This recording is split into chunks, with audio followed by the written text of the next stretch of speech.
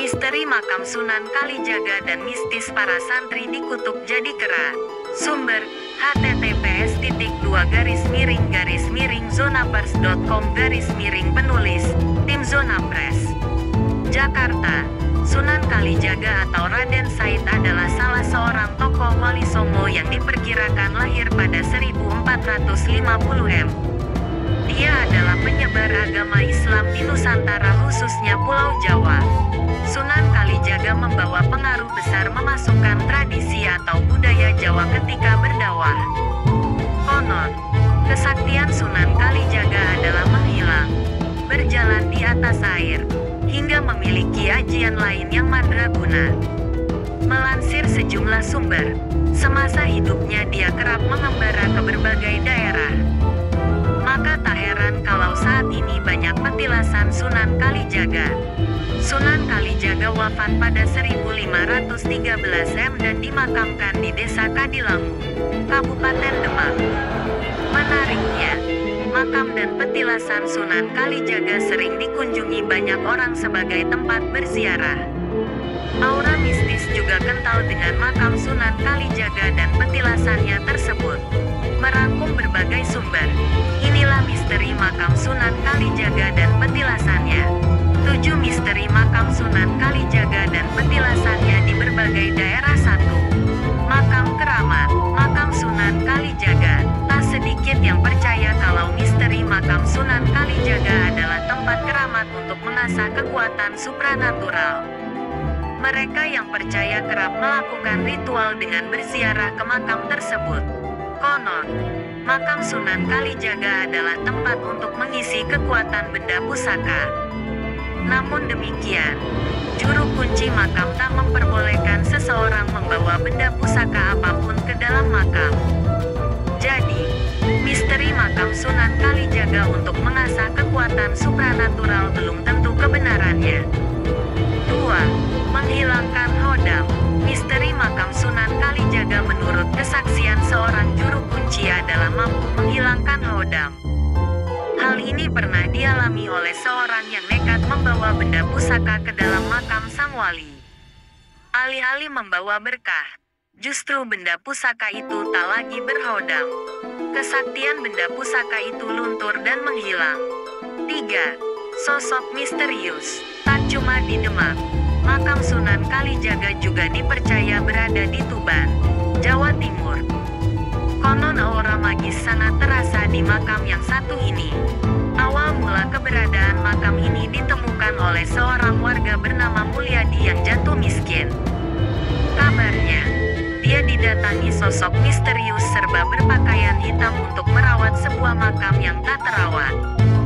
Setelah ditelusuri, ternyata makam itu adalah tempat bersemayamnya Raden Said Moroteko atau Sunan Kalijaga. 4. Suara azan yang misterius. Salah satu petilasan Sunan Kalijaga berada di Bukit Kuncup, Kabupaten Grobogan. Dulunya area tersebut berdiri sebuah masjid yang dibangun oleh Sunan Kalijaga.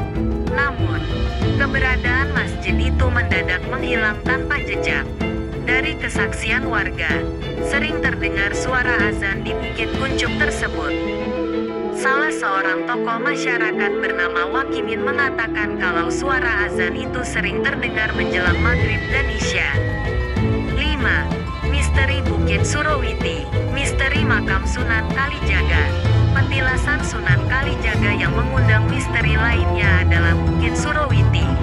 Kabarnya, dia mengasah ilmu agama dan kesaktiannya di bawah bimbingan Sunan Bonang di tempat tersebut.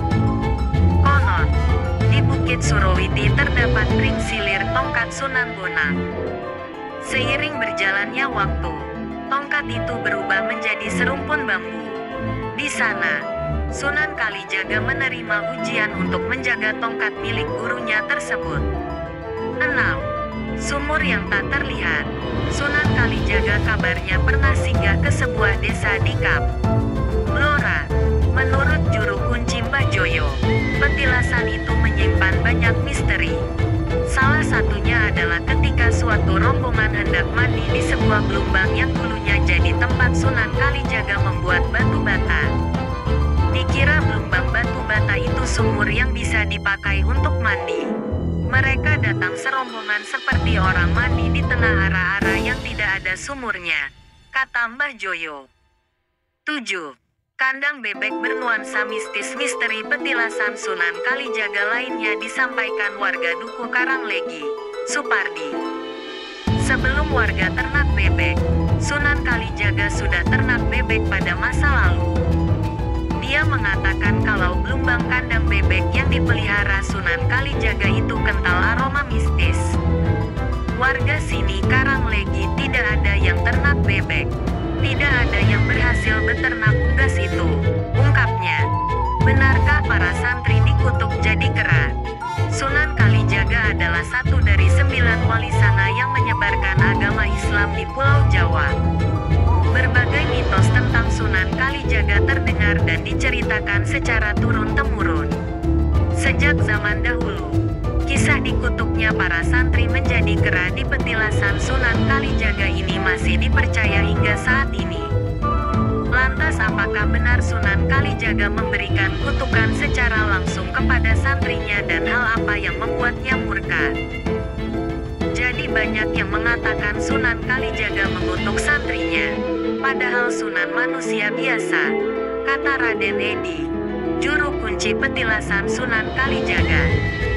Menurut kisah yang berkembang, ketika itu para santri tengah memancing ikan di sebuah sungai di kawasan Cirebon. Dikisahkan jika waktu sudah menunjukkan tengah hari dan hampir tiba saatnya melaksanakan salat Jumat berjamaah. Kejadiannya berawal pada hari Jumat. Sang Sunan lihat santrinya berkurang dan ia mengecek santri yang lain yang ada di tepi sungai, ucap Raden Edi. Setelah menemukan para santrinya yang asyik mencari ikan, Sunan Kalijaga mengingatkan kepada para santri untuk segera naik karena panggilan salat Jumat hampir tiba. Namun yang terjadi, para santri tetap sibuk mencari ikan dan mengabaikan perintah Sunan Kalijaga. Menurutnya, saat itu Sang Sunan hanya berkata dalam hati jika santri-santrinya susah diatur seperti binatang. Melihat santrinya seperti itu, Sunan Kalijaga hanya menggerutu dalam hati dan tidak mengeluarkan ucapan, tutur Raden Edi. Keluar dari sungai, santri-santrinya berubah langsung memiliki ekor. Istilahnya kan walaupun wali itu tingkatannya lain tapi doanya diijabah Allah, ujar Raden Edi. Adalah salah jika kutukan menjadi kera terucap dari bibir Sunan Kalijaga secara langsung. Berubahnya para santri menjadi kera karena izin Allah, bukan dari kutukan yang diberikan Sang Sunan. Hal menarik lainnya adalah, jumlah kera yang berada di kawasan petilasan Sunan Kalijaga tidak bertambah dan tidak berkurang sama sekali. Jika ada kematian kera, akan diikuti kelahiran kera pula. Kera yang ada di sini jumlahnya tetap, dari abad ke-17 sampai sekarang.